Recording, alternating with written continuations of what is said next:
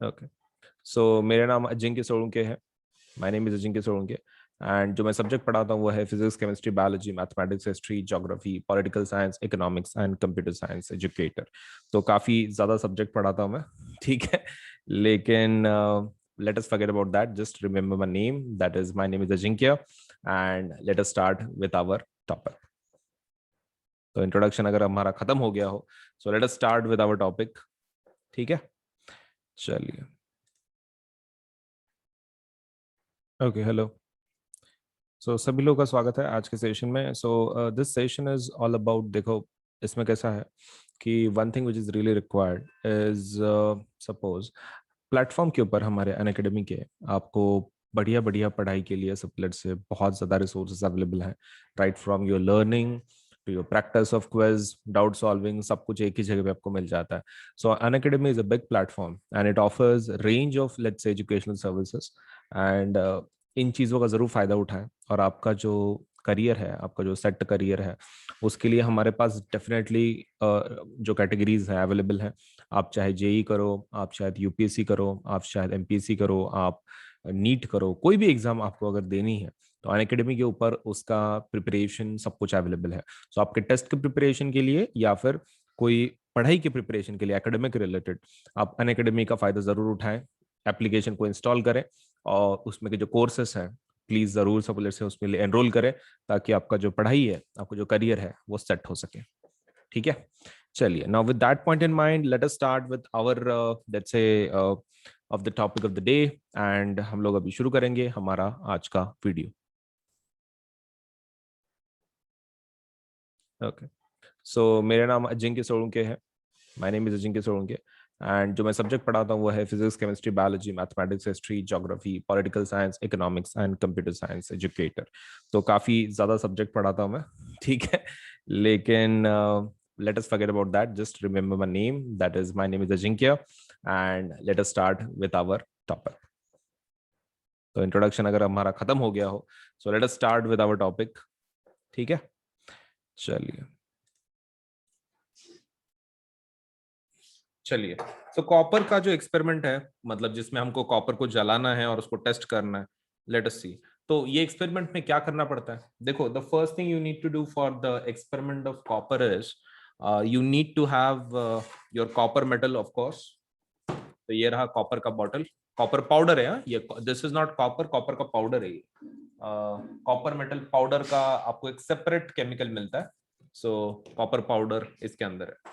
The second thing you will require is some kind of dish, china dish की, जिसके अंदर आप गर्म करेंगे। And something to hold on, आपकी चीजों को होल्ड करने के लिए। The second one is this one. ठीक है, टोंग्स आपके तो है। Suppose let's say we can just hold it up, that's not a problem.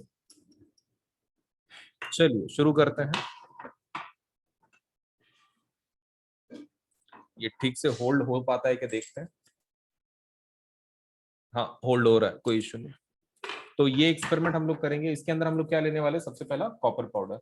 ना कॉपर पाउडर एक बार देख लो कलर वगैरह कैसा है।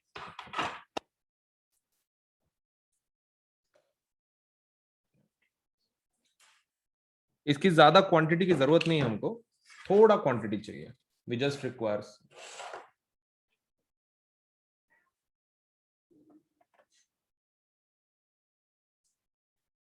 और ये रहा कॉपर पाउडर। आप देख सकते हैं ओरिजिनल कलर क्या है, ब्राउन है। और एक काम करेंगे, इतना इज मोर देन सफिशिएंट। लेकिन आपको क्या करना है, ये एक्सपेरिमेंट के लिए ये जो कॉपर पाउडर है ना, इसको स्प्रेड करना है। आप देख सकते हैं ब्राउन कलर का। और इसको हो सके तो आपको क्या करना है, स्प्रेड करके रखना। स्प्रेड करके गर्म क्यों करना है? मतलब ऐसा कोई जरूरी रूल नहीं है, लेकिन कैसा है ना, अगर एक जगह पे रहा और अगर आप उसको गर्म कर रहे हो तो साइड वाला पार्ट गर्म हो जाता है, अंदर का पार्ट वैसे रहता है, ऐसा हो जाता है। Now for that reason what we are doing is उसको इवनली स्प्रेड कर रहे हैं सब तरफ।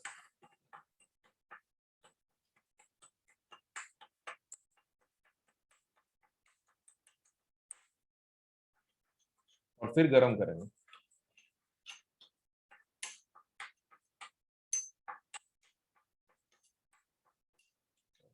तो इवनली स्प्रेड कर दिया हमने जितना पॉसिबल है हमसे। तो ये रहा। तो कौन से कलर का है ये? ब्राउन कलर का। तो किसके जैसा दिखता है? अपना वो दंत मंजर रहता है ना, विको, वज्रदंती वगैरह, वैसे कलर का है वो, ठीक है। विको वज्रदंती टेक्निकली अगर विको वज्रदंती इसके साइड में रखे तो literally nobody would be tell, let's say able to tell the difference except for the smell. नहीं, इसका स्मेल मेटलिक है, उसका स्मेल थोड़ा सा अलग आता है, वो वाला विको वज्रदंती का स्मेल काफी डिफरेंट आता है। इफ यू कैन स्मेल, हाँ, तो फर्क पता चलेगा। लेकिन अगर साइड में रख दिए तो nobody would be able to tell the difference between copper powder and Vicco Vajradanti. चलिए शुरू करते हैं। And I hope and I pray कि हमारा जो स्पिरिट लैम्प है उसमें उतना स्पिरिट हो कि वो जले, क्योंकि अगर वो नहीं जला then there is another issue.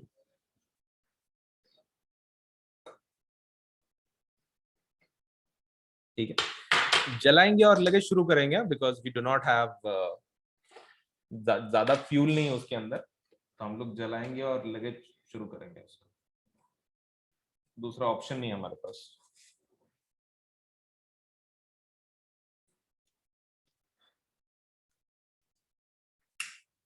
Okay, चलो भाई पकड़ लो। पता चला गरम करते करते स्पिरिट लैम्प बुझ गया। हाँ, देखो भाई, उसका ओरिजिनल कलर देखते रहना ऊपर का। इसको मैं गरम कर रहा हूँ, ओरिजिनल कलर देखते रहना आपके कॉपर पाउडर का। थोड़ा टाइम लगेगा बिकॉज तुम्हारी इतनी सी फ्लेम है, तो obviously it will take some time to heat it up, but once it is done आप ठीक से देख पाएंगे उसको, उसका colour change and everything.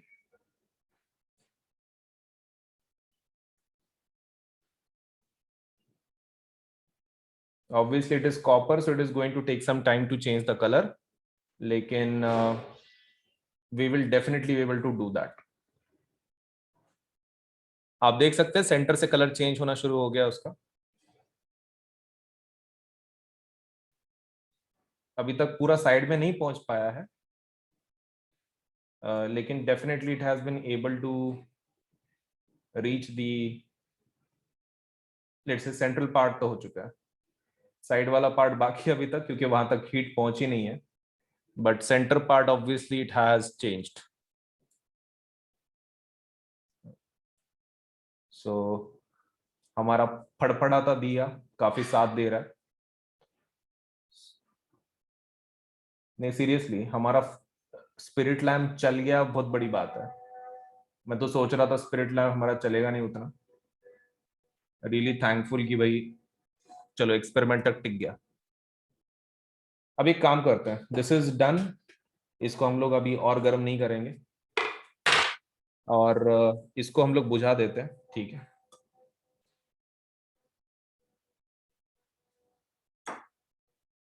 Late us just close this.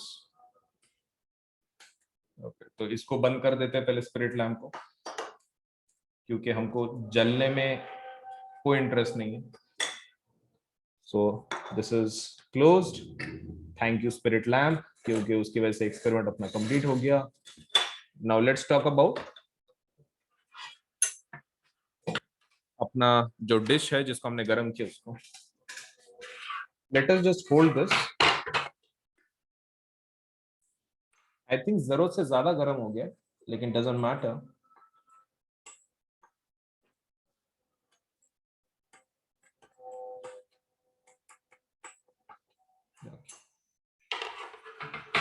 Late me take it on hand. Okay, बहुत ही अभी भी गर्म है।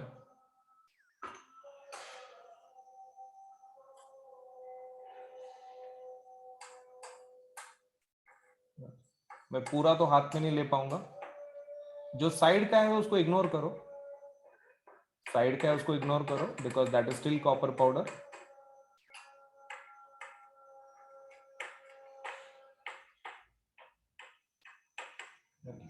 खाली सेंटर पार्ट देखें, ये वाला विच इज तुम्हारा ब्लैकिश। पूरा हमने पूरा ज्यादा गर्म नहीं किया उसको, नहीं तो ये पूरा ही काला काला ठीक से दिख जाता, लेकिन इट्स ऑलमोस्ट उसी कलर का हो गया, that is blackish in colour. तो that is your copper oxide, ये तुम्हारा कॉपर ऑक्साइड। ओरिजिनल कॉपर था तुम्हारा ब्राउन कलर का, and now it has change to somewhat like greyish blackish colour में, and that is your copper oxide. हमने कम गर्म किया, बिकॉज ऑफ दैट रीजन वो अभी भी पूरा काला नहीं हुआ, लेकिन obviously we could have been able to make it more black अगर हम लोग ज्यादा हीट अप करते तो। लेकिन ठीक है, मुझे भी वो डर लग रहा था कि भाई वो बर्नर चलेगा नहीं चलेगा स्पिरिट लैम्प, तो हम लोग बीच में रुक गए। लेकिन ठीक है, we were able to at least understand कि कलर चेंज होता है and it converts to copper oxide. काफी गर्म है, हाथ नहीं लगाएंगे उसको, उसको वैसे रखेंगे। सो लेट अस सी कुछ डिटेल्स।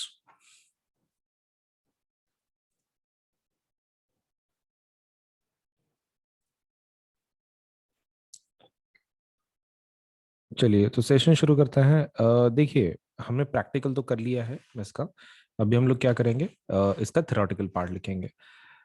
देखो, मेन एक्सपेरिमेंट में वही होता है, आपको पहले प्रैक्टिकल करना पड़ता है, फिर उसको लिखना पड़ता है। लिखना ही सबसे suppose it's a difficult part होता है। अब स्टूडेंट्स को कैसा लगता है कि जो भी लिखना है वो बुक के जैसा लिखना है, मतलब जो लैब मैनुअल होता है तो लैब मैनुअल के जैसा लिखना है, ऐसा उनको लगता है। But it is not the case. और बहुत सारे स्टूडेंट्स के तो दिमाग में ऐसा रहता है कि लैब मैनुअल का वर्ड टू वर्ड सेम होना चाहिए आपके राइटअप में, प्रैक्टिकल का राइटअप में। तो जब भी आपका स्कूल एग्जाम होगा, तो suppose let's say you might think कि ऐसा है, तो ऐसा बिल्कुल नहीं है। स्कूल का या फिर कॉलेज का प्रैक्टिकल एग्जाम रहने दो, write up is not a big deal, ऐसा बहुत बड़ा डील नहीं है। तुमने प्रैक्टिकल को जैसे किया है उसी के हिसाब से आपको लिखना पड़ता है। चलिए देख लेते हैं हमको मतलब क्या क्या इंक्लूड करना पड़ता है लिस्ट से लिस्ट में, और उसके हिसाब से हम लोग अभी उसको कंप्लीट करेंगे। ठीक है, सबसे पहला आपके जो राइटअप में होना चाहिए, that should be the aim of the experiment. मतलब आपका एक्सपेरिमेंट क्या है, आपने वो बताना है। The second thing required is कि आपके मटेरियल्स आपने कौन से यूज किए। ठीक है, सो मटेरियल्स रिक्वायर्ड। आप मटेरियल्स की जो लिस्ट है ना आपकी, आप उसको दो चीजों में बाइफरकेट कर सकते हो उसको। The first should be chemicals, आपने केमिकल्स कौन से इस्तेमाल किए। And the second thing your list should contain is apparatus. ठीक है, आपने अपरेटस कौन सा यूज किया, सामान कौन सा यूज किया। एम, मटेरियल्स रिक्वायर्ड, इतना हो गया। उसके बाद the thing you should include is theory. Theory of the experiment, मतलब आप कुछ डेफिनेशंस होंगे, कुछ मीनिंग्स होंगे, तो that you have to write down. Theory के बाद आपको लिखना है प्रोसीजर, मतलब आपने जो एक्सपेरिमेंट कंडक्ट करने के लिए चीजें की वो प्रोसीजर लिख देना। राइट, प्रोसीजर के बाद आपका होना चाहिए ऑब्जर्वेशन। ठीक है, प्रोसीजर के बाद क्या होना चाहिए, ऑब्जर्वेशन होना चाहिए। Once you have completed your observation, आपको उसके बाद लिखना है कुछ प्रिकॉशन अगर लेना है एक्सपेरिमेंट करते वक्त, कुछ चीजें कि जो आपको ध्यान में रखनी है वाइल कंडक्टिंग द एक्सपेरिमेंट, वो एक लिख देना। And the last but not least, सब लेट्स से ऑब्जर्वेशन प्रिकॉशन के बाद the one you should be writing down is about chemical reaction. हालांकि ये हर एक एक्सपेरिमेंट में नहीं आता है, this has to be included only in chemistry experiment, so chemical reaction वो एक लिख देना। और लास्ट वाला पार्ट आपको क्या लिखना है, लास्ट वाला part should be your result. Right, result, conclusion, आप जो भी बोल रहे हो उसको, द रिजल्ट। तो इतने सारे आपके 8 पॉइंट्स होने चाहिए आपका टोटल राइटअप में। And let me tell you, बहुत ही आसान होता है, it's not that much hard.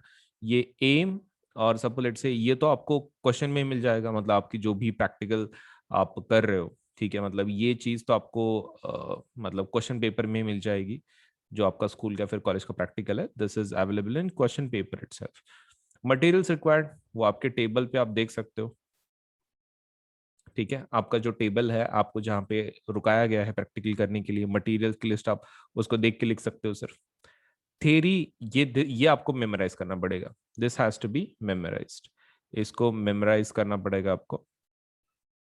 Procedure आपने जो किया एक्सपेरिमेंट कंडक्ट करने के लिए, खाली ओन लैंग्वेज में आप लिख सकते हैं, ओन लैंग्वेज के।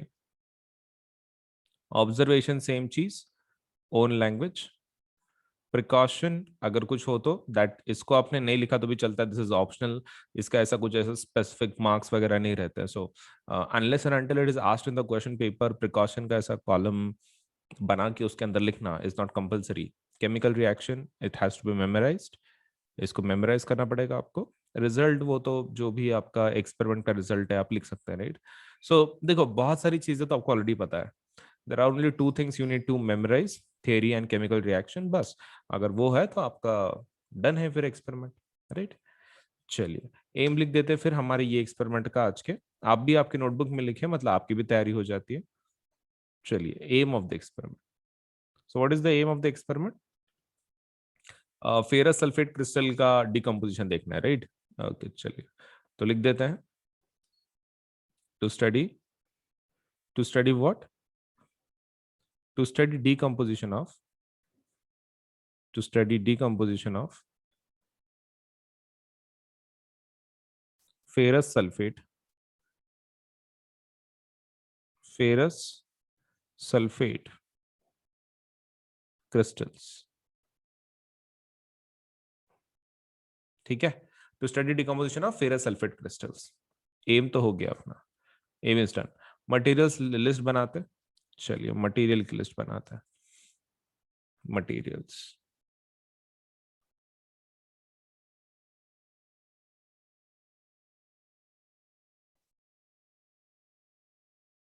ओके, इसको बाइफरकेट करना है, राइट, दो दो हिस्सों में। पहला होगा केमिकल्स, ओके ठीक है। केमिकल्स देख लेते हैं हमको क्या क्या चाहिए केमिकल्स में। केमिकल्स में obviously you will require these crystals, right. Ferrous sulphate crystal आपको लगेंगे। चलिए फेरस सल्फेट क्रिस्टल लिख दो।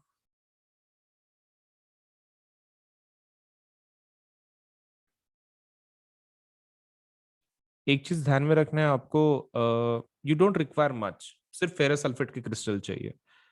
और कुछ चाहिए विद दिस? यस, केमिकल्स के साथ आप एपरेटस बोल लो। एपरेटस, एपरेटस में आप वो टेस्ट ट्यूब वगैरह सब लिख दो। टेस्ट ट्यूब, फिर बाद में test tube holder.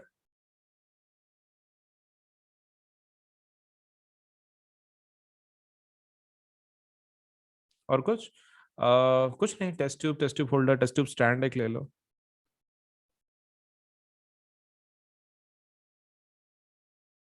And I think this would be enough, right.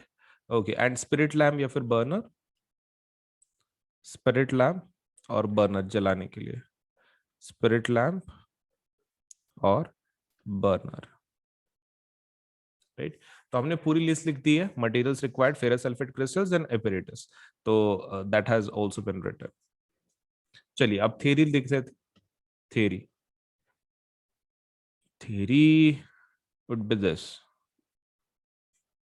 Okay, तो थ्योरी में क्या लिखेंगे? डिकम्पोजिशन रिएक्शन के बारे में लिख दो। डिकम्पोजिशन रिएक्शन, इसमें हीट यूज करते हैं ना, तो क्या लिखेंगे हम लोग?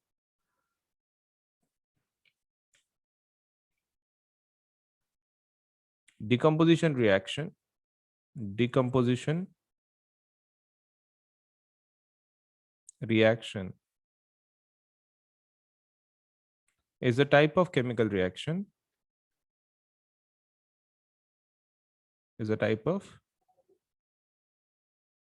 chemical reaction in which a single reactant, in which a single reactant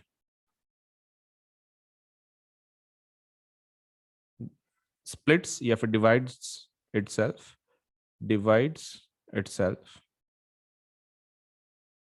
into multiple products, into multiple products.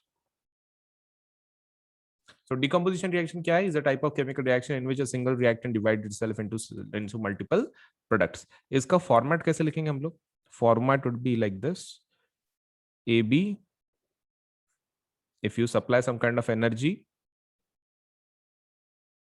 तो क्या बनेगा? A plus B में split हो जाएगा ऐसे. So this is your let's say a general format for decomposition reaction. The reaction, this reaction, अपनी जो reaction है फेरस सल्फेट की, वो कैसी है? Thermal decomposition as heat is used in this case. As in case of ferrous sulfate,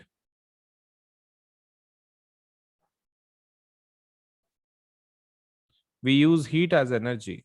we use heat as energy. It is called thermal decomposition reaction, right? आपने energy की जगह पे कौन सी एनर्जी यूज की? हीट, तो hence because of that it's called as thermal decomposition reaction. Thermal decomposition reaction.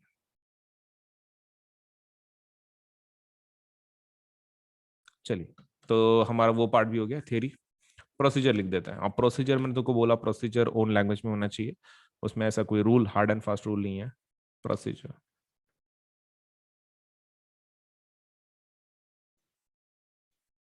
Okay, तो procedure क्या है? कुछ नहीं, take ferrous sulphate crystals, ferrous sulphate crystals into the boiling test tube, into the boiling test tube.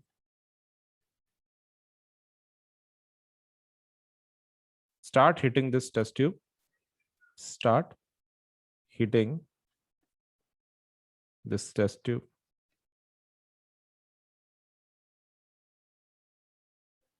Okay, so start hitting this test tube and observe the changes, right?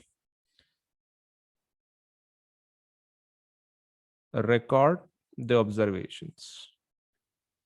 Record the observations. देखो, आपके language में आपको खाली लिख देना है, ज्यादा परेशानी नहीं है। See, take ferrous sulphate crystals into the boiling test tube, start heating this test tube, record the observations. कितना आसान है।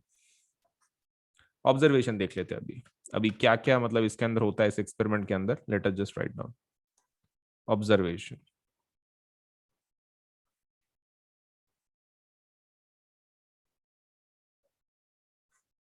Okay, so what's your observation? पहला, फेरस सल्फेट क्रिस्टल्स क्या हो जाता है, लेट से डिकम्पोज होते हैं इनटू, सपोज लेट से जो अंदर से एक तो वाटर ड्रॉपलेट जमा हो जाता है, एंड दूसरा चीज क्या होता है, सल्फर का स्मेल आता है। Okay, so water droplets deposit, let's say from inside the test tube. Water droplets deposit from inside the test tube.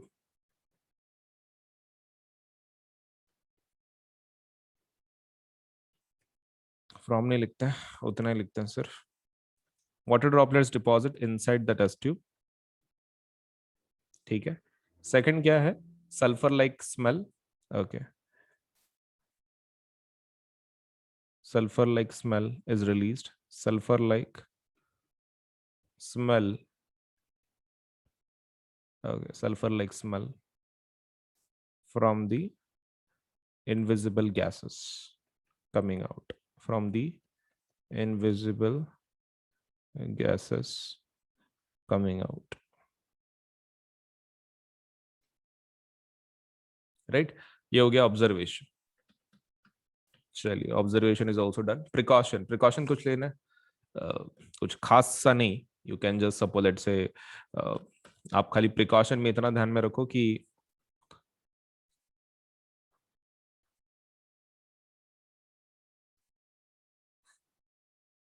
be careful while hitting the test tube. Be careful while heating the test tube.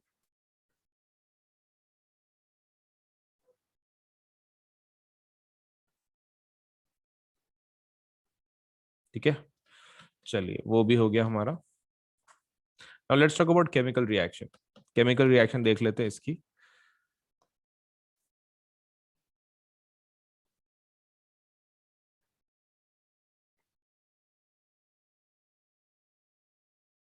सो इसकी chemical reaction कुछ ऐसी है।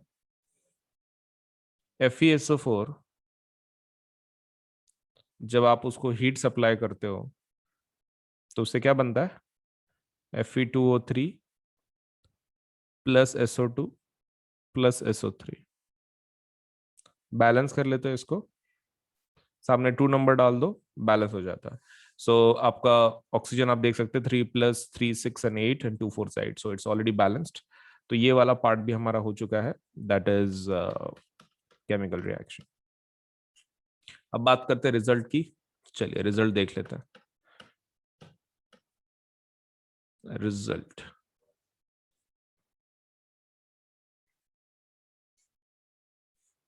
सो ये किस प्रकार की reaction है? Heat व let's say decomposition reaction. It's a type of thermal decomposition reaction. Thermal decomposition reaction. Okay, so it's a type of thermal decomposition reaction. और कुछ? बस हो गया, उतना ही है। So it's a type of thermal decomposition reaction, and बाकी observation में तो हमने लिख ही दिया है, right? In this reaction, sulfur dioxide and sulfur trioxide are released. In this reaction, sulfur dioxide and sulfur trioxide are released. Sulfur dioxide, sulfur trioxide are released.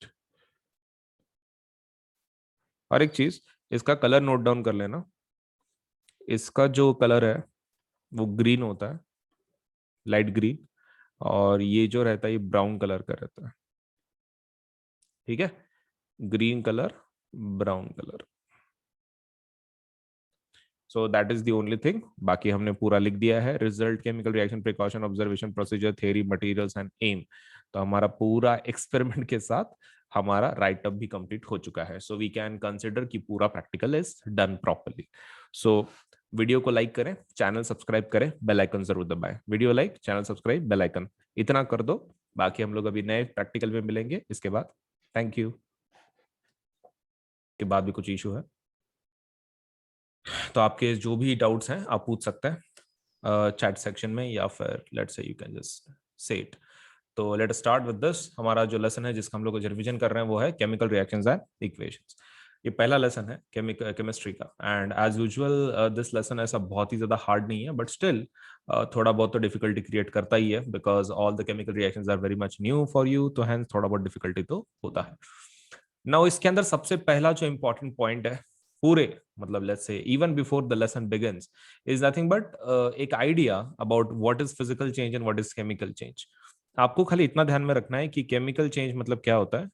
Chemical change is nothing but जहां पर आपका एक नया product बनता है, that is the first thing you should remember. Chemical change is what, where a new product is formed. New product अगर आपका बन रहा है, कोई नया चीज बन रहा है, नया सब्सटेंस बन रहा है, so that is called as chemical change. और फिजिकल चेंज में न्यू प्रोडक्ट नहीं बनता है। And this chemical change which is nothing but a new product, मतलब इन शॉर्ट न्यू प्रोडक्ट से केमिकल चेंज बनता है, दैट मतलब that is chemical change. And chemical change को ही हम लोग क्या बोलते हैं, केमिकल रिएक्शन बोलते हैं। मतलब इन शॉर्ट केमिकल रिएक्शन हो गया, ऐसा कब बोल सकते हैं हम लोग, जब नया प्रोडक्ट बनता है। तो ये चीज ध्यान में रखे। पहले ही सपोज पैराग्राफ में उन्होंने इंफॉर्मेशन दी है, वो definition, that whenever a chemical change occurs we can say that the chemical reaction has taken place. So they have given the definition just in the first paragraph itself. So it's not, let's say, very hard, let's say, ignore करने का कोई question ही नहीं आता। That's in the first paragraph. अब second वाला है, that is your magnesium ribbon. अब इसका तो आपको पता है कि क्या करना पड़ता है, आपको इसको जलाना पड़ता है। As you know the flame created is white, and moreover इसका जो reaction is something like this. Magnesium जब ऑक्सीजन के साथ जलता है तो क्या बनाता है, मैग्नीशियम ऑक्साइड बनाता है। और ये पाउडर कौन से कलर का है, व्हाइट कलर का।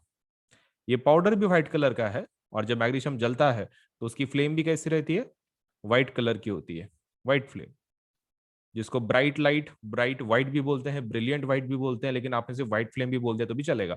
सी, सामने एडजेक्टिव लगाना इतना नेसेसरी नहीं है, ब्रिलियंट व्हाइट या फिर बहुत ही क्लेवर लाइट या फिर what kind of light, it doesn't matter, you just write down white light, हो गया, उतना ही है। अब इसके अंदर एक क्वेश्चन आपको पूछा जा सकता है, दैट इज कि उसको सैंड पेपर से क्यों रब करते हैं। तो क्यों रब करते हैं, because we want to remove the layer of magnesium oxide जो उसके ऊपर है।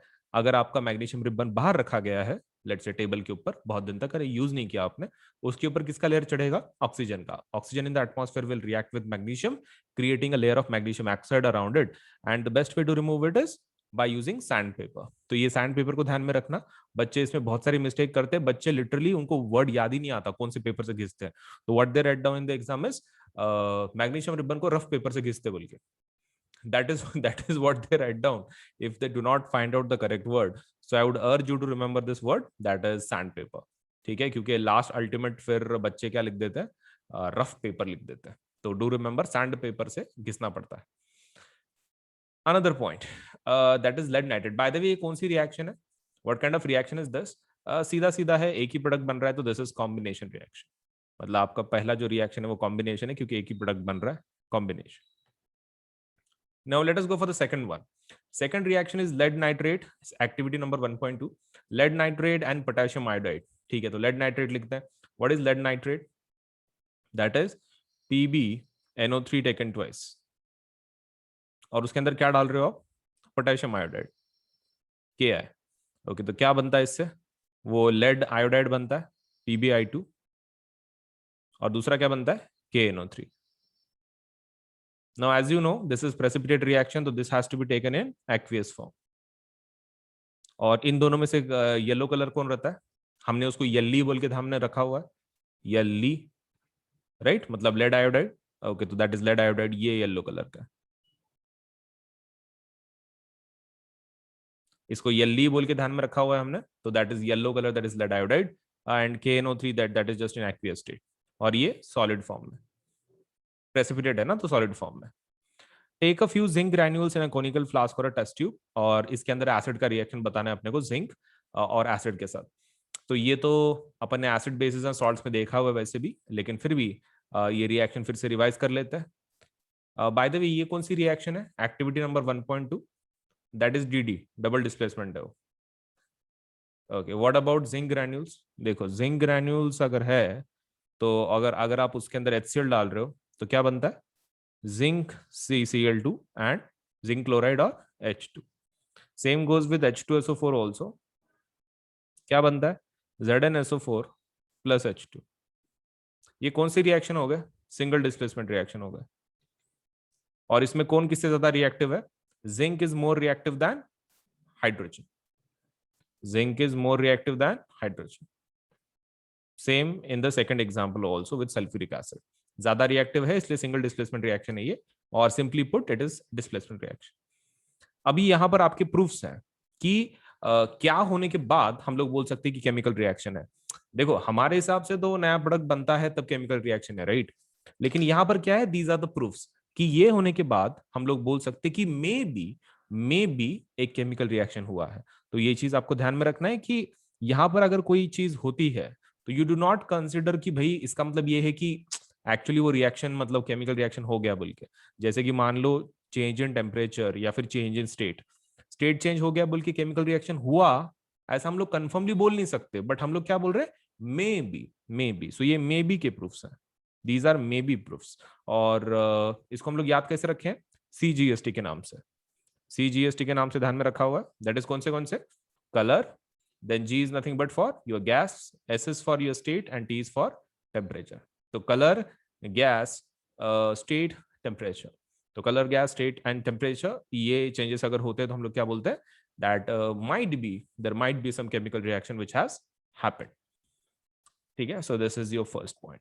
लेट अस सी इसके अंदर अगर कुछ इशू है तो ये हमारे मे बी के प्रूफ्स थे। Let us go into chemical equations. अब केमिकल इक्वेशंस में देखो यहाँ पर ऐसे बहुत सारी चीजें कि जो जस्ट कचरा है, तो हम लोग ज्यादा उसके ऊपर फोकस नहीं करेंगे, खाली छोटे छोटे जो चीजें हैं वो बता देंगे। LHS पे क्या लिखते हो आप? LHS के ऊपर आप क्या लिखते हैं? एंड RHS के ऊपर क्या लिखते हैं, ये आपको पता होना चाहिए इक्वेशन के। तो it's a very simple one. LHS पे क्या रहता है? रिएक्टेंट, ठीक है, एंड आपका RHS पे क्या रहता है? प्रोडक्ट रहता है, राइट? तो reactant on LHS and product on RHS। And अगर आपको मोर देन वन रिएक्टेंट या फिर मोर देन वन प्रोडक्ट बताना है तो कौन सा साइन यूज करते हैं? Plus sign. If you want to show more than one reactant और more than one product, you need to use plus symbol. Plus symbol आपको यूज करना पड़ता है। अब बात करते हैं, ये तो हमारा हो गया साइंस के बारे में। What about word equation? Okay, तो वर्ड इक्वेशन ये रहता है, this is your word equation. मतलब फॉर्मूला नहीं लिखना है, शब्दों में रिएक्शन लिखनी है। शब्दों में अगर रिएक्शन लिखी हुई है तो दैट इज वो word equation. Okay, what about formula? Okay, अगर फॉर्मूला वगैरह लिखते हैं तो हम लोग उसको क्या बोल सकते हैं? These are called as chemical equation. तो this is a chemical equation. And what was the previous one? Word equation. Word equation मतलब सिर्फ वर्ड्स हैं. केमिकल इक्वेशन मतलब विद एक्चुअल फॉर्मूला. नो, इसके बाद there is something called a skeletal chemical equation. Now what is skeletal chemical equation? That means unbalanced chemical equation. Unbalanced chemical equation is called a skeletal chemical equation. मतलब हमने तीन देखे: word equation, chemical equation, skeletal chemical equation. Okay, तो word equation मतलब सिर्फ words हैं, chemical equation मतलब फॉर्मूले के साथ है, स्केलेटल केमिकल इक्वेशन बोले तो unbalanced chemical reactions. Now let us talk about how to balance. अब हाउ टू बैलेंस में suppose let's say you already know the method, so हम लोग उसको ज्यादा कुछ घिसेंगे नहीं उसके अंदर. So let us just skip that part. हाँ, उसके अंदर कुछ जो इंपॉर्टेंट है वो खाली देख लेते हैं. Step number 5 is not that much important. हाँ, स्टेप नंबर 7 में कुछ चीजें हैं कि जो आपको याद रखनी पड़ेंगी, जैसे कि G, L, A, Q and S. इसके मतलब क्या है? तो जी का मतलब क्या होता है? गैस. एल का मतलब लिक्विड. ए क्यू का मतलब एक्वियस. और एस का मतलब सॉलिड. अब यहां पर एक बच्चों को कंफ्यूजन होता है. बच्चे गैस, सॉलिड ये ठीक से समझ लेते हैं. The problem arises with L and A Q. फर्क समझ में नहीं आता. देखो, एल मतलब क्या? कोई चीज लिक्विड फॉर्म में अगर है तो, मतलब जो फ्लो हो रही है लिक्विड फॉर्म में अगर है तो. जैसे कि मान लो मेरे पास ये पेन है, तो पेन अगर वो उसको मैंने मेल्ट कर दिया तो वो किसमें हो गया? लिक्विड स्टेट में. लेकिन अगर मैं मान लो मेरे पास एक ऐसी चीज है कि जो पानी में घुलती है, राइट? सपोज लेट से बिस्किट है, या फिर सपोज लेट से कोई नमक है, कोई शुगर है, तो that is called as aqueous. Aqueous मतलब क्या? Aqueous is nothing but something in water. जैसे कि कोई substance, something in water is called as aqueous. And what about water? Water को किस में डालेंगे हम लोग? लिक्विड में. क्योंकि वाटर के अंदर तो वाटर ही रहता है ना. ओके, तो वो तो लिक्विड स्टेट में रहेगा. अगर वाटर के अंदर कुछ है तो एक्वियस में डालेंगे, नहीं तो नहीं. तो aqueous is that some chemical in water. Otherwise you just write down water अगर है तो लिक्विड स्टेट में. अब इसके बाद एरो के ऊपर नीचे आप इंफॉर्मेशन लिख सकते हो, राइट? एरो के ऊपर नीचे आप इंफॉर्मेशन लिख सकते हो. तो that information can consist of temperature, pressure, catalyst और वॉट एवर द रिएक्शन के कुछ डिटेल्स अगर हैं तो आप एरो के ऊपर नीचे लिख सकते हो. जैसे कि यहाँ पर 340 एटीएम लिखा है, दैट इज प्रेशर. और यहाँ पर कंडीशन लिखी है जैसे कि सनलाइट और क्लोरोफिल के प्रेजेंस में.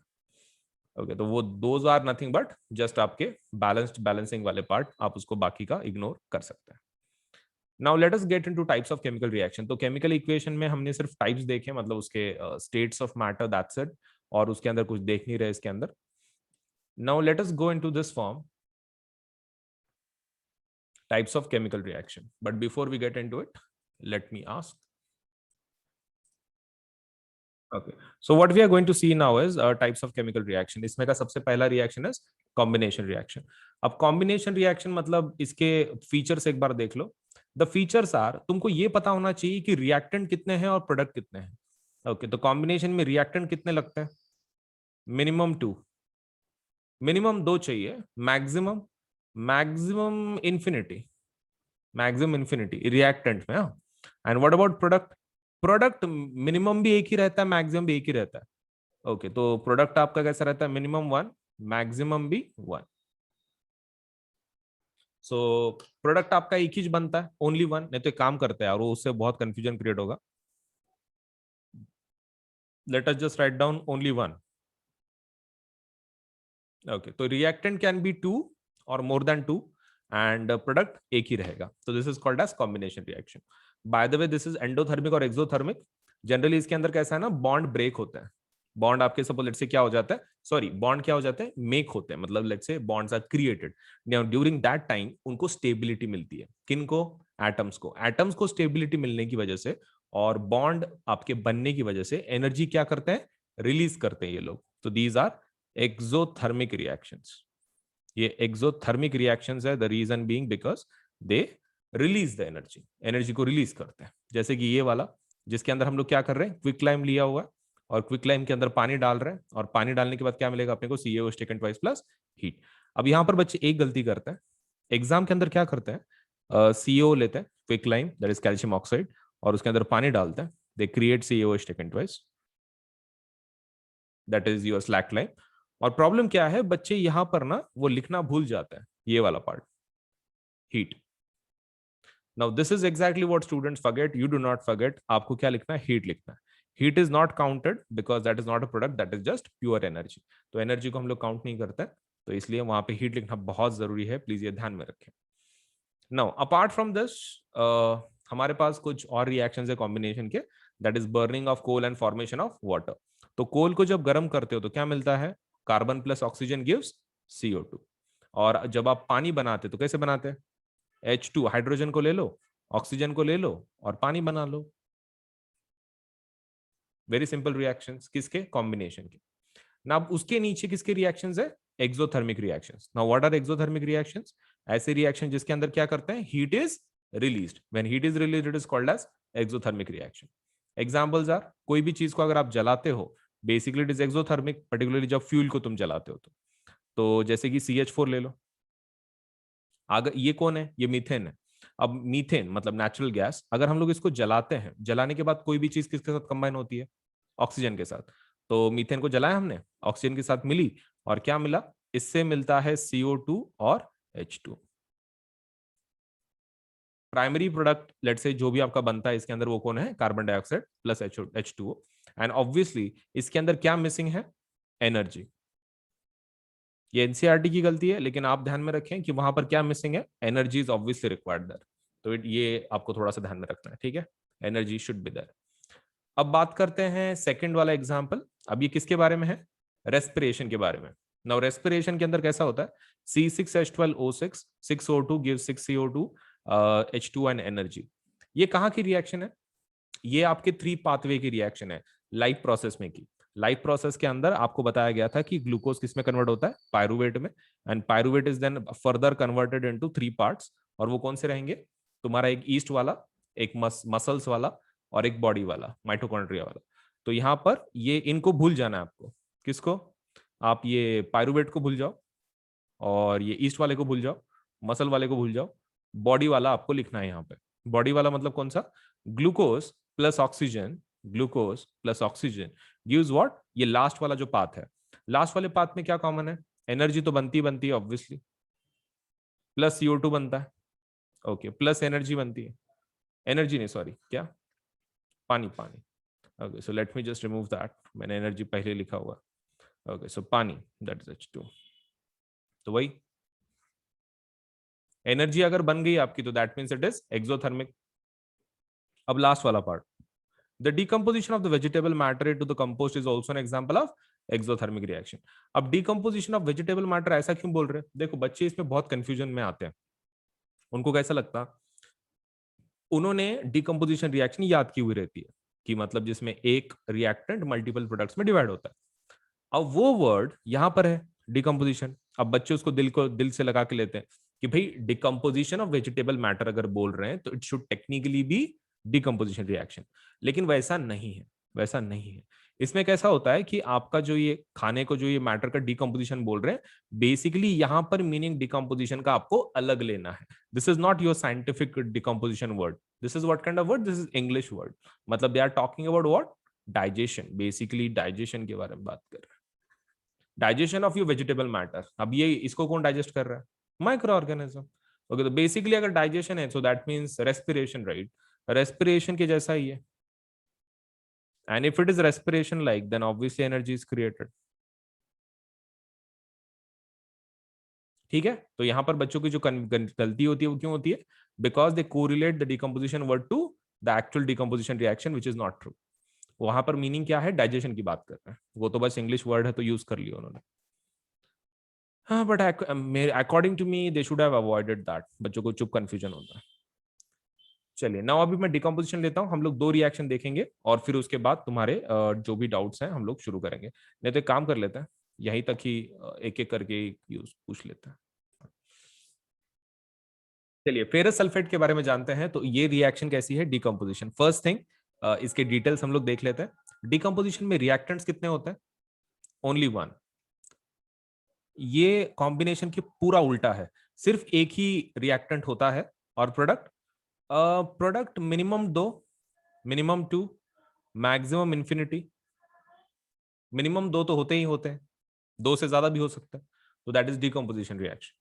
अब ये हो गया डिकम्पोजिशन के बारे में, मतलब जस्ट एक बेसिक इन्फॉर्मेशन कि हाँ एक रिएक्टेंट होता है, मिनिमम 2 प्रोडक्ट होते हैं या फिर मल्टीपल होते हैं। And by the way this is endothermic और एक्सोथर्मिक, उल्टा है कॉम्बिनेशन के, combination is exothermic, so this must be endothermic. और ये एंडोथर्मिक क्यों रहते हैं? द रीजन बीइंग, ये रिएक्शन के अंदर क्या होता है, बॉन्ड्स ब्रेक होते हैं। बॉन्ड्स क्या होते हैं, ब्रेक होते हैं। वो ब्रेक करने के लिए बॉन्ड्स को क्या लगती है, एनर्जी लगती है।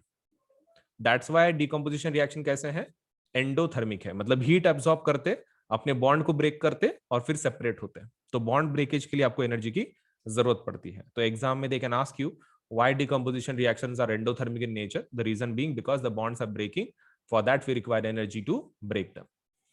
पहला रिएक्शन है फेरस सल्फेट के बारे में। फेरस सल्फेट का कलर कैसा रहता है, ग्रीन कलर। ओके, और फिर इसको गर्म करना है।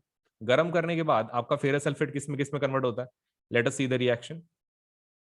मान लो आपके पास फेरस सल्फेट है FeSO4, after you heat it up आपको क्या मिलता है, Fe2O3 SO2 SO3, 3 प्रोडक्ट है। FeSO4 को हीट करने के बाद Fe2O3 SO2 SO3।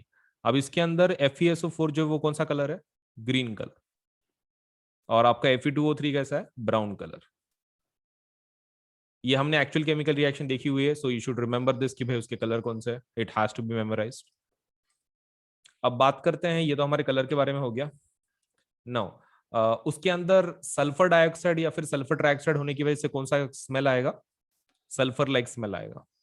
दो वो गैस है ना, sulphur dioxide sulphur trioxide, exam में आपको पूछ सकते हैं कि what kind of smell do we get from them, so it is sulphur like.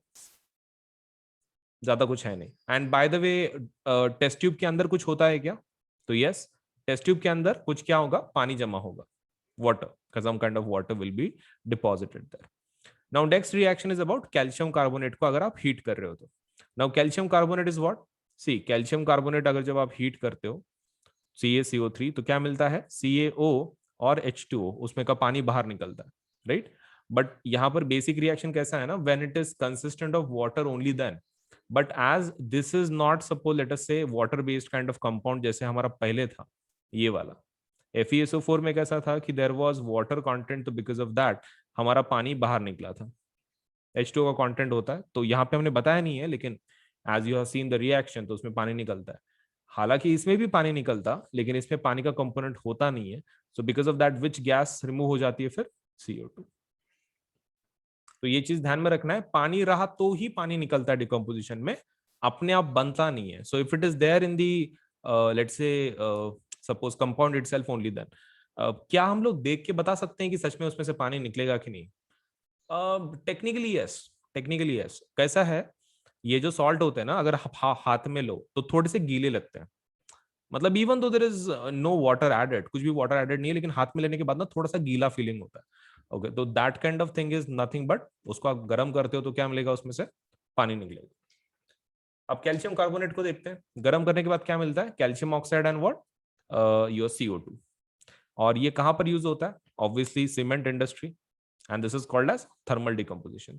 तो अपने बुक में थर्मल डिकम्पोजिशन के 3 रिएक्शन है, फेरस सल्फेट वाला, कैल्शियम कार्बोनेट वाला, और तीसरा कौन सा, हमारा लेड नाइट्रेट वाला।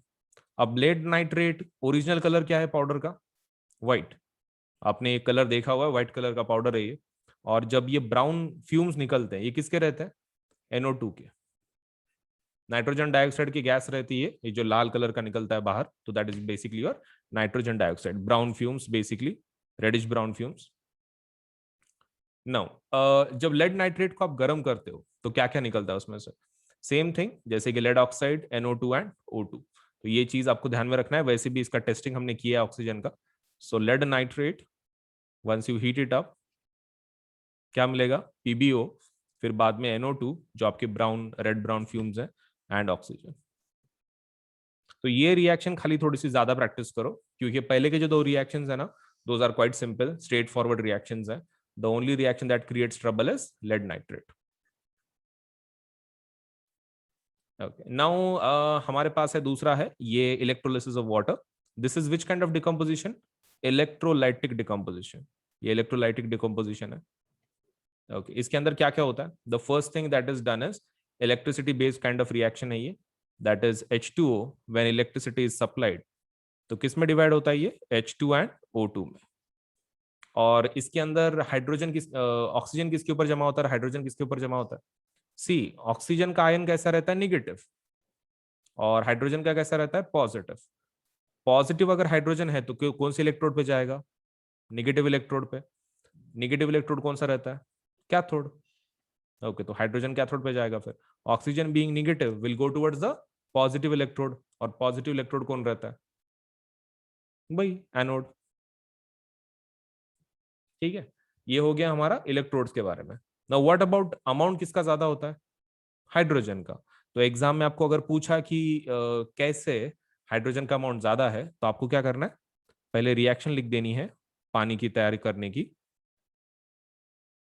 फिर इसको बैलेंस करना है आपको।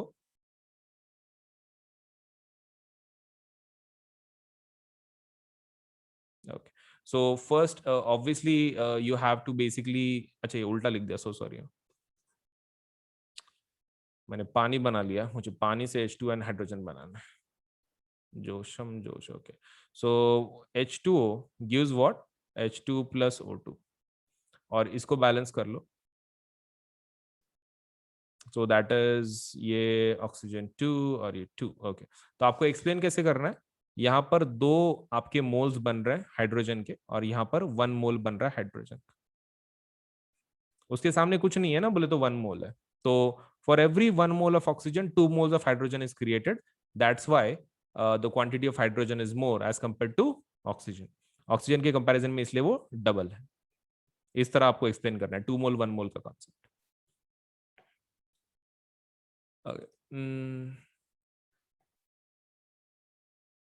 ओके, सो नेक्स्ट वाला पार्ट इज वेरी सिंपल। हमारा वाटर का सपोज इलेक्ट्रोलिसिस तो हो गया है, तो we are going to explain in this way कि आपके 1 मोल ऑफ ऑक्सीजन के लिए 2 मोल ऑफ हाइड्रोजन बनते हैं, and that is nothing but electrolysis of water. Now what we are going to do is एक last one, this was electrolytic decomposition, and अभी कौन सा है, फोटोलिटिक डिकम्पोजिशन, मतलब सनलाइट वाला फोटोलिटिक डिकम्पोजिशन। अब इसके अंदर क्या करना है आपको, सिल्वर क्लोराइड लेना। Now silver chloride is AgCl। AgCl कहां पे रखना है आपको, सनलाइट में। आप जैसे ही सनलाइट के अंदर रखते हैं उसको, ये डिकम्पोज हो जाता है इनटू Ag एंड Cl2। और इसका कलर क्या होता है, इसका कलर होता है व्हाइट, और किस में कन्वर्ट होता है, ग्रे कलर में। तो ये चीज ध्यान में रखना है, व्हाइट टू ग्रे। बच्चे इसमें बहुत तक कंफ्यूज हो जाते हैं कि ग्रे टू व्हाइट है कि व्हाइट टू ग्रे है, तो many a times they get confused. तो ये खाली ध्यान में रखें, व्हाइट टू ग्रे। तो ऐसे 2 रिएक्शंस है, एक सिल्वर क्लोराइड के बारे में और सिल्वर ब्रोमाइड के बारे में, same reaction.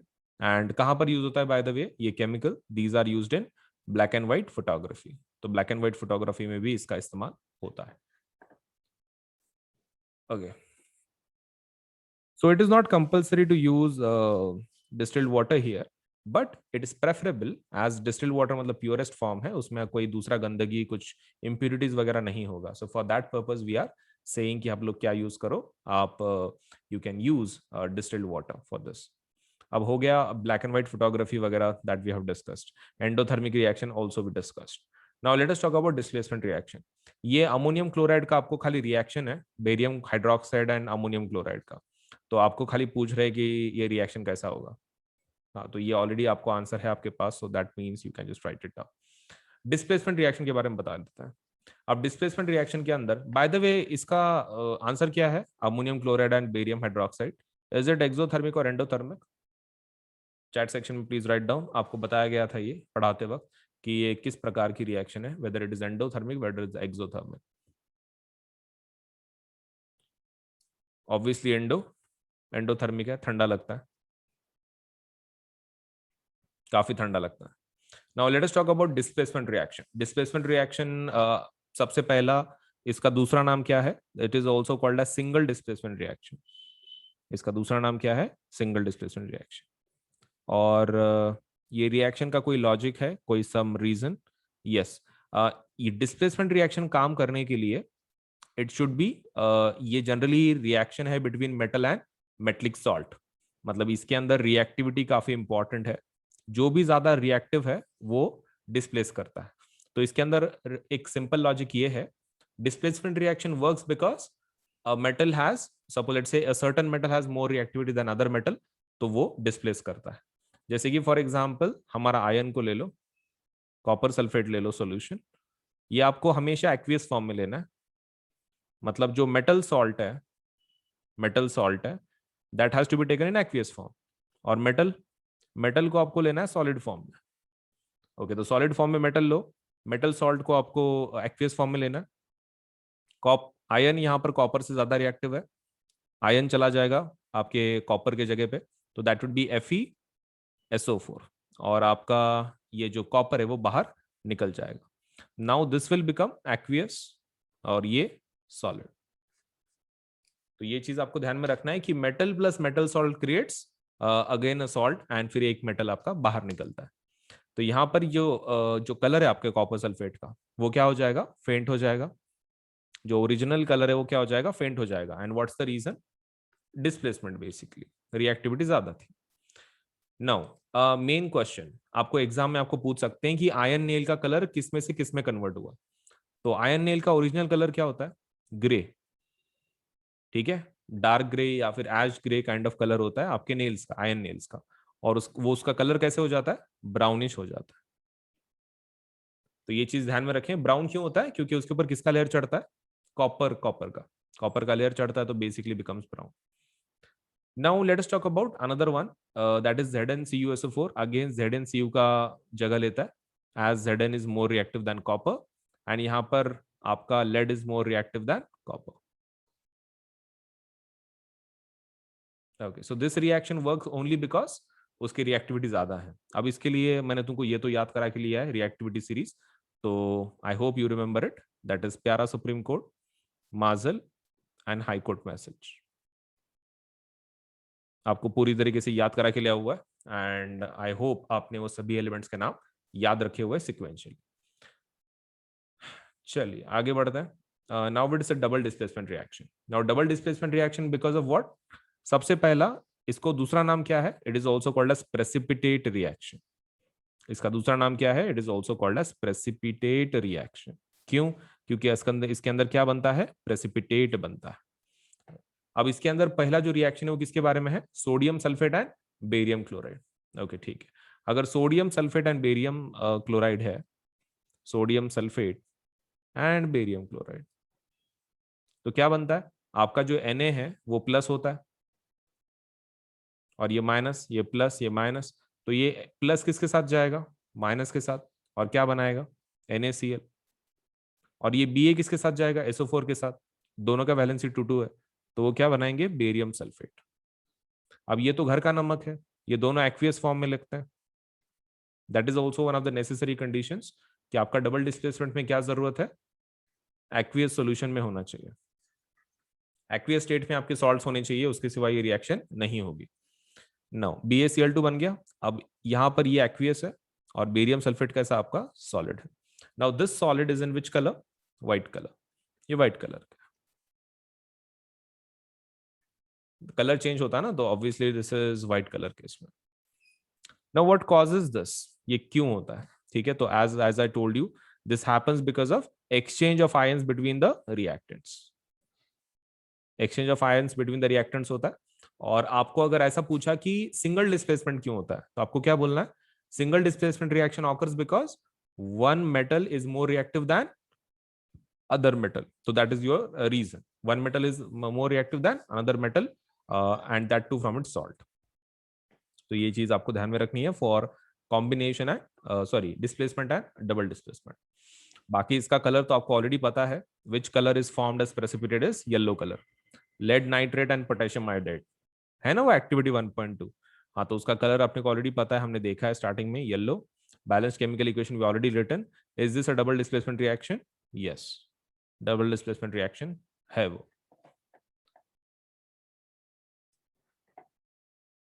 Okay, so the type, let's say आज अभी जो हम लोग देखेंगे वो क्या है, रिएक्टिविटी सीरीज के बारे में। तुमको शॉर्टकट ट्रिक तो मैंने याद करने के लिए बोला ही है, दैट इज पैरा सुप्रीम कोर्ट, माजल and high court message, right. अब आपको खाली नाम पता होना चाहिए कौन क्या है। पी मतलब कौन है, पोटेशियम, सबसे पहला कौन आता है? पोटेशियम। सेकंड नंबर पे कौन है? एस मतलब सोडियम। सी मतलब कौन है? कैल्शियम। ये तीन हो गए। उसके बाद माजिल मतलब ये सभी तुम्हारे मेटल्स हैं basically. M is nothing but magnesium. Then A means aluminium. Z से कौन सा मेटल है तुम्हारा? जिंक। आई से कौन सा मेटल है? आयरन। एल से मतलब कौन है? लेड। ये आपके हो गए लेट्स से बीच में के। अभी अब से लास्ट वाले बचे हैं, वो कौन है? High court message. एच मतलब कौन है? हाइड्रोजन। हाइड्रोजन। फिर सी मतलब कौन है? कॉपर। फिर आपका एम मतलब कौन है? M M mercury. और फिर बाद में एस मतलब कौन है? सिल्वर। और लास्ट में कौन आ जाता है? गोल्ड। ये सीरीज आपको ध्यान में रखनी है। Potassium, sodium, calcium, magnesium, aluminium, zinc, iron, lead, hydrogen, copper, mercury, silver and gold. So आपके रिएक्टिविटी के हिसाब से आपको मैच करना है। एक सिंपल एग्जांपल ले लेते हैं। सपोज मान लो मैं इसको मिटा देता हूं। अभी आप जानना चाहते हो कि ये रिएक्शन होगी कि नहीं होगी। आप कॉपर सॉरी लेड और कॉपर के बीच में, तो कॉपर को लेड हटाएगा कि नहीं, हमको वो देखना है। तो पहले फाइंड आउट करो लेड किधर है। ओके, तो लेड आपका रहा ये, दिस इज योर लेड। और आपको कॉपर एक ढूंढ लो आपकी लिस्ट में। कॉपर का है ये वाला। So lead is more reactive than copper.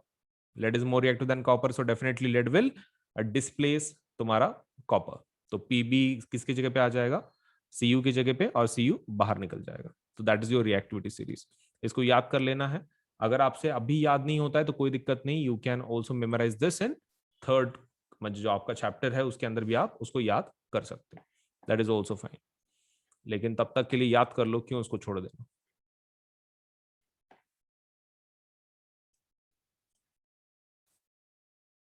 So what we are going to do now is oxidation reduction, एक लास्ट वाला पार्ट। अब इसके अंदर सबसे पहले आपको ये पता होना चाहिए कि कॉपर का कलर क्या होता है।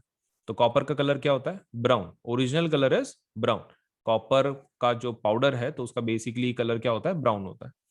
और उसको जलाने के बाद क्या बनता है वो? Copper when heated converts to CU. और सीयू का कलर कैसा रहता है कॉपर ऑक्साइड का? ब्लैक। जो हमने कल एसिड बेसिस के रिएक्शंस में भी देखा एक्सपेरिमेंट्स में, कि कॉपर मतलब कैसा रहता है? Copper is basically brown in colour, और आपका copper oxide is black in colour. तो ये चीज ध्यान में रखना। अब ऑक्सीजन ऐड हो रहा है उसके अंदर, तो इसलिए क्या बोलते हैं हम लोग उसको? Oxidation. Bye the way, what is the difference between oxidation reduction? देखो, ऑक्सीडेशन का मतलब ये होता है ऐड एंड रिमूव, ऐसे दो पॉइंट्स रहते हैं। Add and remove. तो ऑक्सीडेशन मतलब किसका एडिशन रहता है? ऑक्सीजन का। और किसका रिमूवल हो सकता है? हाइड्रोजन। दोनों में से एक भी हो गया तो भी ऑक्सीडेशन हो रहा है। What about reduction? रिडक्शन के अंदर क्या ऐड होता है? हाइड्रोजन। और रिमूव क्या होता है? ऑक्सीजन। तो ऑक्सीडेशन मतलब एडिशन ऑफ ऑक्सीजन और removal of hydrogen. Reduction is उल्टा, उसका उल्टा, एडिशन ऑफ हाइड्रोजन या फिर रिमूवल ऑफ ऑक्सीजन। नाउ जब आपके पास एक रिएक्शन होगी कोई भी, तो एग्जाम में आपको क्या पूछेंगे? Please identify who is oxidising and who is reducing. तो मान लो आपके पास ये रिएक्शन है, CuO plus H2 gives something. अभी आपको कुछ लेना देना नहीं कि सामने क्या बन रहा है। सामने क्या बन रहा है, you don't have to worry about it. यहां पे पहले देखो, ऑक्सीजन किसके पास है? कॉपर के पास। Obviously must be oxidising agent. Oxidising agent होगा। अगर ये ऑक्सीडाइजिंग एजेंट है तो हाइड्रोजन उसका उल्टा होगा। ऑक्सीडाइजिंग एजेंट का उल्टा क्या होता है? Reducing agent. ओके, तो ये आपके ये तो फिक्स हो गए कौन से ऑक्सीडाइजिंग एजेंट है और कौन से रिड्यूसिंग एजेंट है। ऑक्सीडाइजिंग मतलब कौन? जिसके पास ऑक्सीजन है, नहीं तो फिर रिड्यूसिंग एजेंट है। अब ऑक्सीडाइजिंग एजेंट क्या करता है? दूसरे को ऑक्सीडाइज करता है, उसका काम ही है। ऑक्सीडाइजिंग एजेंट का मतलब क्या होता है कि compound which is having oxygen itself, right, and जो दूसरे को ऑक्सीडाइज करेगा। अगर वो दूसरे को ऑक्सीडाइज कर रहा है तो खुद क्या हो रहा होगा? रिड्यूस हो रहा होगा। अगर वो दूसरे को ऑक्सीडाइज करेगा तो खुद क्या हो जाएगा? रिड्यूस। और अगर ये दूसरे को रिड्यूस कर रहे हैं, सब लेट्स से एक रिड्यूसिंग एजेंट है, दूसरे को रिड्यूस कर रहे हैं, तो खुद के साथ क्या हो रहा होगा? ऑक्सीडाइज। तो ये चीज ध्यान में रखें, कॉपर ऑक्साइड का क्या हो रहा है, रिड्यूस, H2 का ऑक्सीडाइज, या copper oxide is oxidising agent and H2 is a reducing agent. ये चारों में से एक भी अगर आपको मिल गया, चारों में से एक भी मिल गया, that is more than sufficient to write down in the exam.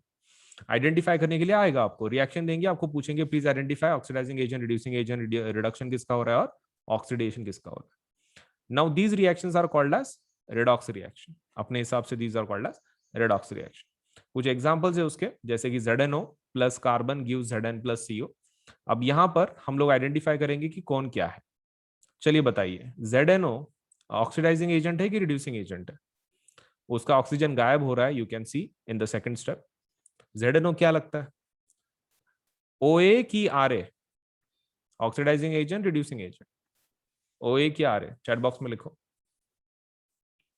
Oxidising, OA oxidising, तो कार्बन क्या हो गया फिर, carbon must be RA, reducing agent. Okay, अगर ये ऑक्सीडाइजिंग एजेंट है तो इसके साथ क्या हो रहा होगा, अगर ये ऑक्सीडाइजिंग एजेंट है तो इसके साथ क्या हो रहा होगा, रिडक्शन।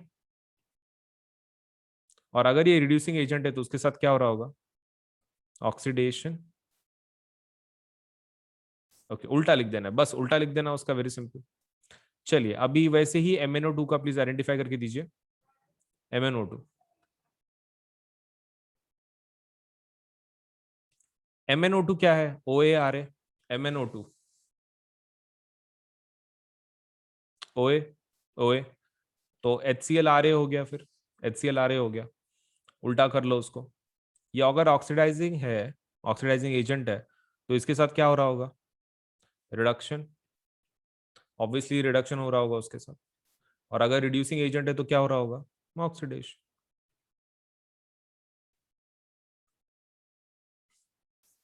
तो this is all about oxidation reduction reactions and उसके सपोलेट से सब types. Now let us talk about corrosion, but if there is anything in between, let me just ask. Okay. So now we are going to have some examples of, let's say, oxidation reactions in everyday life. पहला example किसके बारे में देखेंगे, corrosion. Now what is corrosion? corrosion का मतलब क्या होता है, corrosion का मतलब होता है gradual destruction of metals, gradual destruction of metals। जैसे कि कौन से मेटल, जैसे कि कॉपर, सिल्वर, आयरन, इनका सपोज ग्रेजुअल डिस्ट्रक्शन अगर हो रहा है तो उसको क्या बोलते हैं, करोजन बोलते हैं। ओके, तो उसका और ऑक्सीडेशन के क्या संबंध है, देखो करोजन का मतलब क्या है, gradual destruction, right. And corrosion can happen for an number of reasons, बहुत सारे रीजंस के थ्रू करोजन हो सकता है, नंबर ऑफ रीजंस। लेकिन हम लोग यहाँ पर कौन सा देख रहे हैं, स्पेसिफिकली जो ऑक्सीडेशन से होता है, मतलब ऑक्सीजन के कांटेक्ट में आने से जो करोजन होता है, that we are going to see. Now main question, is it necessary कि करोजन के लिए ऑक्सीडेशन होना ही चाहिए?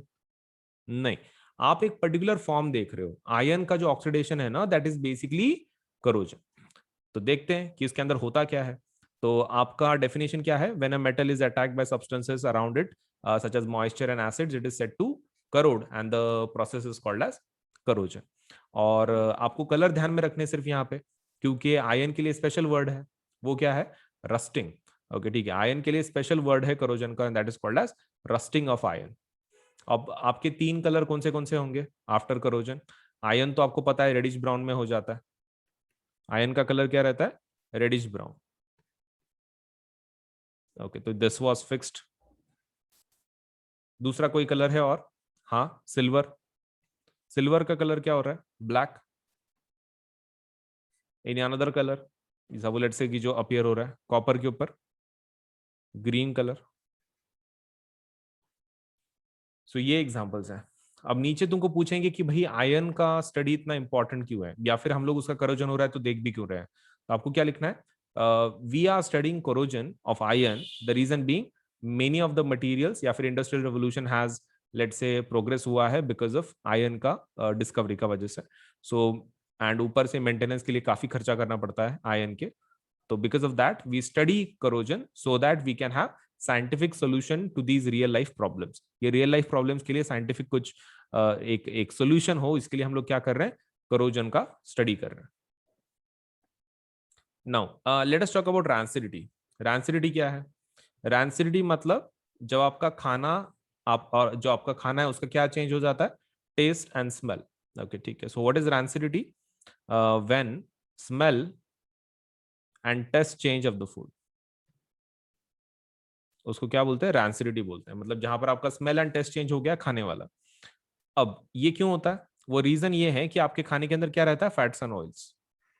तो तो ये क्या करते हैं कि ये सपोज पर्टिकुलरली किसके कांटेक्ट में आते हैं? ऑक्सीडेशन के, लेट्स से ऑक्सीडाइजिंग एजेंट के कांटेक्ट में आते हैं. दैट मींस ऑक्सीजन के कांटेक्ट में आते हैं. और ये फैट और ऑयल क्या बनाते हैं? They turn rancid and the smell, let's say the taste change. तो बेसिकली किसके और किसके बीच में रिएक्शन हो रही है? फैट और ऑयल्स इन दी फूड प्लस किसका रिएक्शन हो रहा है? ऑक्सीजन का. फैट और ऑयल जो भी है उसका किसके साथ रिएक्शन हो रहा है? ऑक्सीजन के साथ. And because of that what is happening is अपना जो खाना है वो क्या हो गया? बर्बाद हो रहा है. अब उसके लिए सोल्यूशन क्या है? सबसे पहला, एयर टाइट कंटेनर रखो. जिसमें भी आप स्टोर कर रहे हो उसको क्या रखो? एयर टाइट कंटेनर रखो. उसके बाद the second solution is flush the bags of chips with nitrogen to prevent chips from getting oxidised.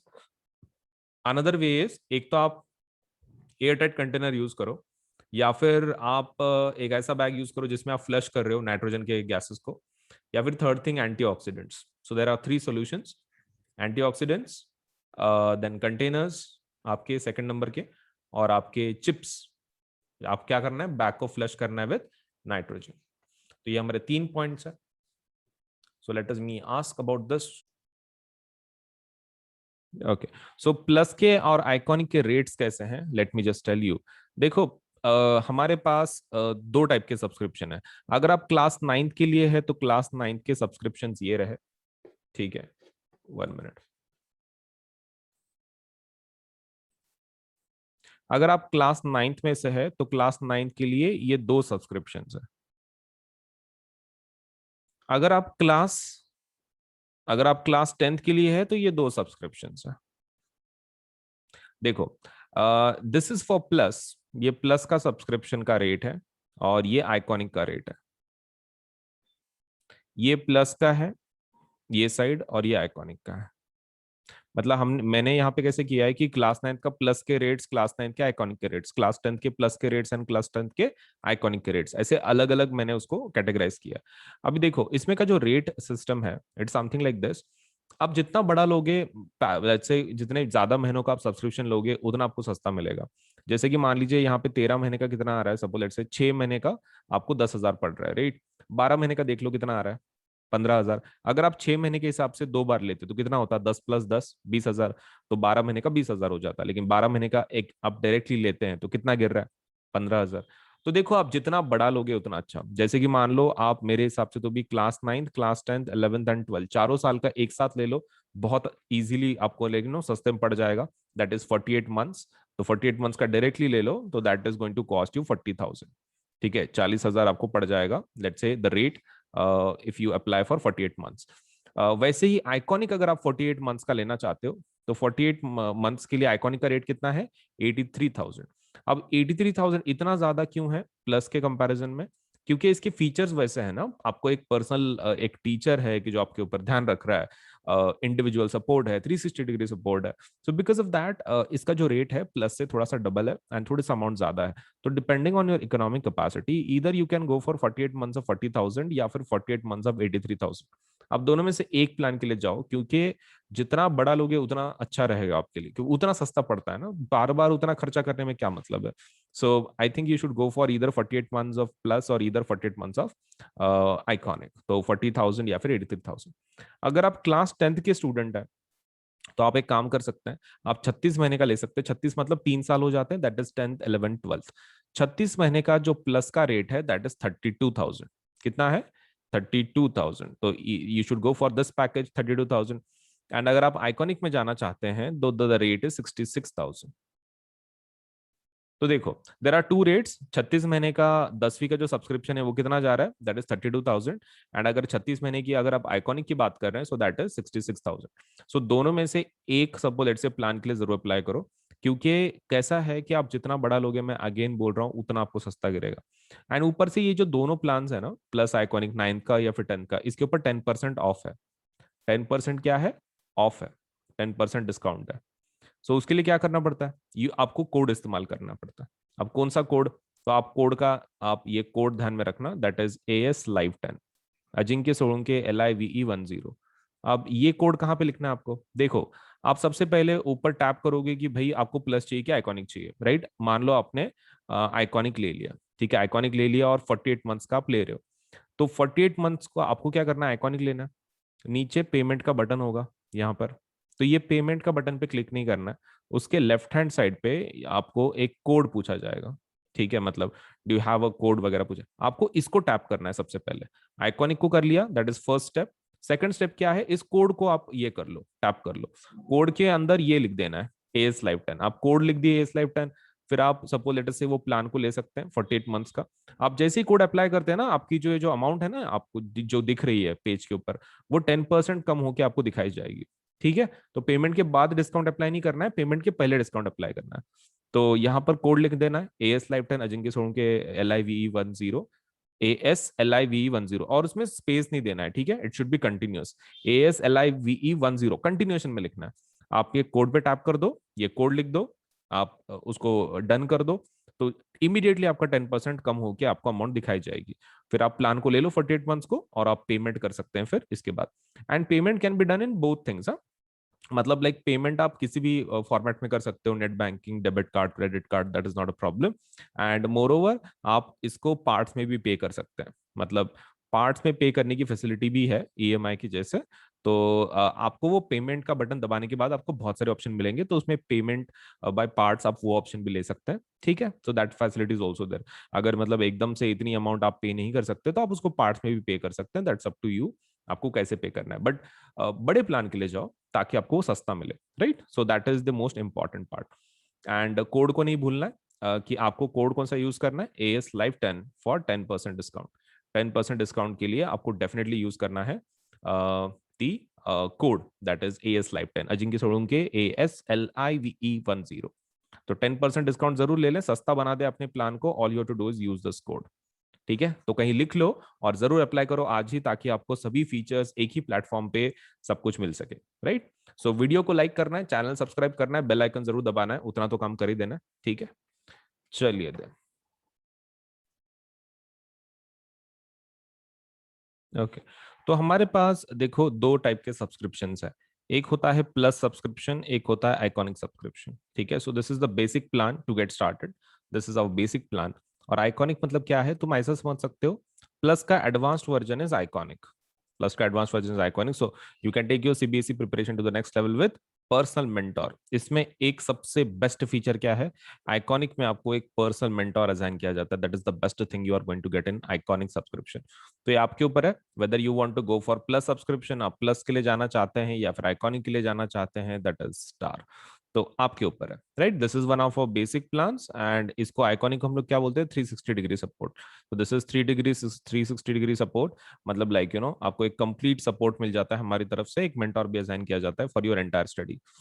So plus में क्या क्या फीचर मिलेंगे, देखो प्लस में आपको सबसे पहला जो फीचर मिलेगा, दैट इज आपको इंडिया के बेस्ट एजुकेट पढ़ाएंगे, मतलब आपको एक ही प्लेटफॉर्म पे सब्जी सब्जेक्ट का नॉलेज लेट से मिल जाएगा। मतलब ऐसा जरूरी नहीं है कि साइंस के लिए दूसरी जगह पे जाओ, मैथ्स के लिए ये पर्टिकुलर प्लेटफॉर्म पे जाओ। You can just visit let say हमारे ये प्लेटफॉर्म को, आप कभी भी इस प्लेटफॉर्म पे अगर गए, सपोज आपको हर एक सब्जेक्ट का नॉलेज, सपोज लेटर से मतलब हर एक चीज आपको हर एक सब्जेक्ट के बारे में इस प्लेटफॉर्म पे मिल जाएगी। You don't have to let से switch the platform just because आपको साइंस पढ़ना है तो ये प्लेटफॉर्म पे जाना है, मैथ्स पढ़ना है तो दूसरे प्लेटफॉर्म पे जाना है, कोई जरूरत नहीं है। हमारे पास प्लस सब्सक्रिप्शन अगर आप लेते हैं तो आपको एक ही प्लेटफॉर्म पे सभी फीचर्स मिल जाएंगे। Second thing is that we have interactive live classes, मतलब इसके अंदर आपको पढ़ाया जाता है। इंटरेक्शन का मतलब ये होता है कि टीचर आपको लाइव पढ़ाता है, मतलब इट्स नॉट लाइक कि रिकॉर्डेड क्लासेस हैं, लाइव क्लासेस होती हैं डेली बेसिस पे।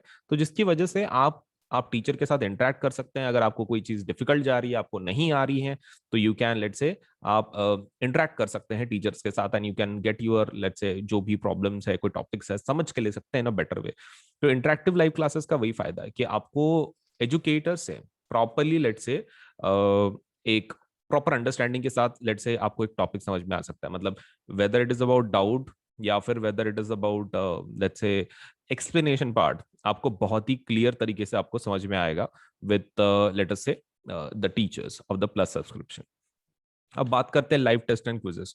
देखो कैसा है ना, पढ़ाने का तरीका अलग होता है। देखो, एक तो इंडिया के बेस्ट एजुकेटर्स हैं, मैं ऐसे नहीं बोल रहा हूँ educator, I am saying educators.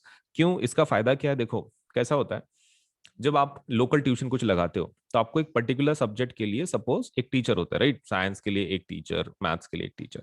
तो इसमें वैसा नहीं है। इसमें कैसा रहता है कि प्लस में आपको बेस्ट फायदा वही है कि आपको बहुत सारे एजुकेटर मिलते हैं, सो बिकॉज ऑफ दैट आपको इसका टेंशन नहीं है। मतलब लाइक बीच में अगर हो सकता है कि आपको किसी टीचर का टॉपिक समझ में नहीं आ रहा हो एक आधा, तो आप क्या कर सकते हैं, आप एजुकेटर को चेंज कर सकते हैं। मतलब that facility is also there. क्योंकि हर एक का टीचिंग मेथोडोलॉजी मतलब अलग अलग रहता है, एंड हर एक टीचर वही ट्राई करता है कि भाई अपने स्टूडेंट्स को प्रॉपरली टीच कर सके, right? Not just on our platform, just a general trade बोल रहा हूँ मैं टीचर्स का, कि वो they try their best to teach like in their own way. लेकिन अभी कभी कभार ऐसा हो सकता है कि आप किसी टीचर को कनेक्ट नहीं कर पा रहे हो, मतलब एक मेथड, क्योंकि जैसे टीचर डिफरेंट होते हैं वैसे स्टूडेंट भी डिफरेंट होते हैं, and not every student can understand एक पर्टिकुलर लैंग्वेज एक आधे टीचर की। हो सकता है कि उस एक बेस्ट टीचर है लेकिन उसको किसी कोई एक ऐसा स्टूडेंट है कि जिसको कुछ समझ में नहीं आ रहा वो टीचर का। It might happen. तो यहाँ पर वैसा प्रॉब्लम नहीं है। अगर वैसा होता भी है तो हमारे पास साइंस के बहुत सारे टीचर्स हैं, मैथ्स के बहुत सारे टीचर्स हैं। अगर आप एक टीचर को आपको समझ में नहीं आ रहा है तो you can do one thing, you can go for the rest of the, let's say, the teachers। आप रेस्ट ऑफ द टीचर्स के लिए जा सकते हैं, कोई दूसरे टीचर को बदल के देख सकते हैं। आपको तो सभी टीचर्स का कोर्सेज अवेलेबल हो जाते हैं, so there is no problem, right? चलिए, सो बेस्ट टीचर्स आपको पढ़ाएंगे इंडिया के, and moreover you will be able to have live test and quizzes. अब ये क्या है? देखो, अब पढ़ाई जब हो जाती है, मतलब जब टीचर कोई चीज पढ़ाता है आपको, one thing which is very important is the testing part. मतलब जब तक आप उसको याद करके आप ये उसकी टेस्ट नहीं दोगे, तब तक आपको पता कैसे चलेगा कि आपका नॉलेज सच में कंप्लीट हुआ है कि नहीं हुआ है? So that's a problem. So we have live test, like जैसे कि मतलब सब्जेक्टिव टेस्ट, ऑब्जेक्टिव टेस्ट वो है। हमारे पास क्विजेस भी हैं, मतलब लाइक एक कंपटीशन काइंड ऑफ। आपको सब लेट्स से एक स्टिपुलेटेड टाइम पीरियड दिया जाता है, उसमें आपको अगर टॉप लेवल पे अगर हो तो एक रैंकिंग के जैसा आपको एक quiz type of game type of सपोलेट से भी ऑफर किया जाता है। तो ये डेली बेसिस पे हम लोग बहुत सारे क्विज कंडक्ट करते हैं। उसका time table, you can go into the quiz section. आप आपके एप्लीकेशन में क्विज सेक्शन में जा सकते हो and you can check it out. ठीक है, आप इसको चेक कर सकते हो। किसको? लेट्स से जो क्विज है डेली बेसिस पे, कि भाई कौन सा क्विज है, सपोज उसमें कौन सा